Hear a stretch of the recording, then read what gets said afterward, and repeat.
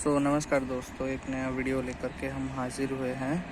यहाँ पे हमारे पास एक सैमसंग का टीवी है, आप देख सकते हैं। और इस टीवी में प्रॉब्लम जो हो रहा है वो है कि अगर हम इसको पावर ऑन करते हैं तो इसके जो टीवी पावर ऑन करने के बाद इसके पावर सप्लाई के एरिया पे स्क्रीचिंग नॉइज़ आ रहा है और जो पिक्चर है वो बहुत ही डिम हो रहा है और धीरे धीरे कुछ टाइम बाद इसका जो है ब्राइटनेस रीगेन हो रहा है। तो अभी हम इसको ऑन करेंगे। तो आप देख सकते हैं स्टैंड बाय लाइट वहाँ पे जल रहा है और इसको अगर हम ऑन करते हैं तो ये देखिए स्क्रीचिंग नॉइज़ आ रहा है और यहाँ पे टीवी के सामने कोई पिक्चर नहीं आ रहा ठीक से ब्राइटनेस। तो प्रॉब्लम आप देख सकते हैं, यहाँ का जो 160 वोल्ट 100 माइक्रोफैराड का जो कैपेसिटर है जो EHT में सप्लाई देता है वो वाला पार्ट यहाँ पे कैपेसिटर बल्ज हो गया है। इसके कारण जो है प्रॉपर सप्लाई लाइन नहीं क्रिएट हो पा रहा, जिससे कि यहाँ पे आउटपुट पर पिक्चर भी बहुत डिले आ रहा है और स्क्रीचिंग नॉइज़ हो रहा है। तो चलिए हम इसको चेंज करके देखते हैं। तो अगर मैं आपको दिखाऊं तो ये कैपेसिटर का जो है यहाँ पे इसका ठीक ऑपोजिट साइड है ये वाला पार्ट, जो कि यहाँ पे सप्लाई का जो ट्रांसफार्मर है वहाँ से यहाँ पे रेक्टिफायर सिंगल लाइन रेक्टिफायर से वो इस वाले कैपेसिटर, ये दोनों पोल्स हैं, ये वाला नेगेटिव ये वाला पॉजिटिव, ये पॉजिटिव ये नेगेटिव सॉरी, और इसे आप ट्रेस करके देख सकते हैं। इस वाले से यहाँ पे एक रेजिस्टेंस हो करके ये गया है EHT के सप्लाई में। यहाँ पे आप देख सकते हैं JMP 5 जो है जंपर 5 से ये EHT पे गया है और यहाँ पे EHT सप्लाई है। 160 वोल्ट का जो है रफली सप्लाई वोल्टेज जो है इस कैपेसिटर में दिया गया है और 110 वोल्ट का जो है EHT लेता है सप्लाई। चलिए हम इसको चेंज करके देखते हैं।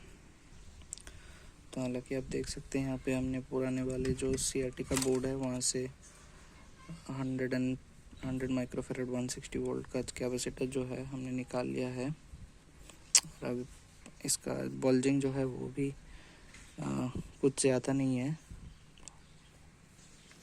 तो जैसे कि आप देख सकते हैं हमने इसको मेजर कर लिया, इसका जो रीडिंग है ये 110 माइक्रोफैराड का दिखा रहा है और इसमें बल्जिंग भी नहीं है। तो अभी हम इसको उसमें से रिप्लेस करेंगे।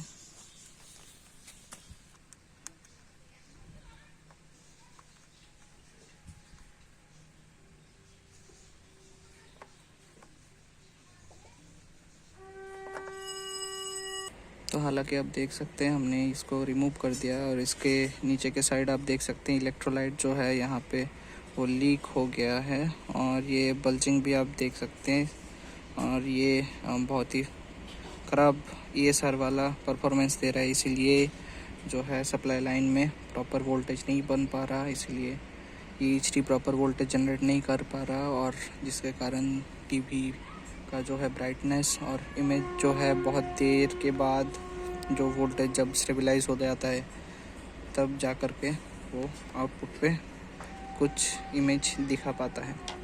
तो अभी हम इसको रिप्लेस करेंगे ये वाले से। ये भी पुराना वाला है पर हमें लगता है ये काम करेगा क्योंकि इसका जो वैल्यू है वो टॉलरेंस के पास ही है। तो हमने डिसोल्डर कर लिया हमारे कैपेसिटर को और अभी हम इसको यहाँ पे फिट करेंगे और देखेंगे कि सेम प्रॉब्लम परसिस्ट करता है कि नहीं। तो जब आप काम करेंगे ऐसे किसी CRT old type CRT TV पे तो मेक श्योर करना कि जो पावर कैपेसिटर है लाइक दिस कैपेसिटर आप इनके अक्रॉस टच ना करें क्योंकि इसमें बहुत सारा चार्ज रहता है। हालांकि मैंने इसको डिस्चार्ज कर दिया है पर आपको मेक श्योर करना है कि पावर लाइंस के अक्रॉस आप अगर टच करेंगे तो आपको इलेक्ट्रिक्यूट होना पड़ सकता है। तो चलिए हम इसको फिट करते हैं। तो जैसा कि आप देख सकते हैं हमने सोल्डर कर लिया इसको, और अभी हम रीअसेंबल करेंगे टीवी को। तो इसका कनेक्टर भी प्रॉपर तरीके से लगा देना है, और ये जो है डीगाउजिंग कॉइल जो है इसका भी कनेक्शन कर देना है। पावर लाइन का कनेक्शन दिया गया है पहले से ही, तो हम इसको अंदर स्लाइड करेंगे और चलिए देखते हैं सेम प्रॉब्लम परसिस्ट करता है कि नहीं। तभी हम इसको ऑन करेंगे। ये देखिए ये टीवी पावर दे दी है, स्टैंड बाय लाइट जल रहा है अंदर। अगर आप अंदर की तरफ देखें तो रेड कलर का। और अभी हम इसको ऑन करेंगे।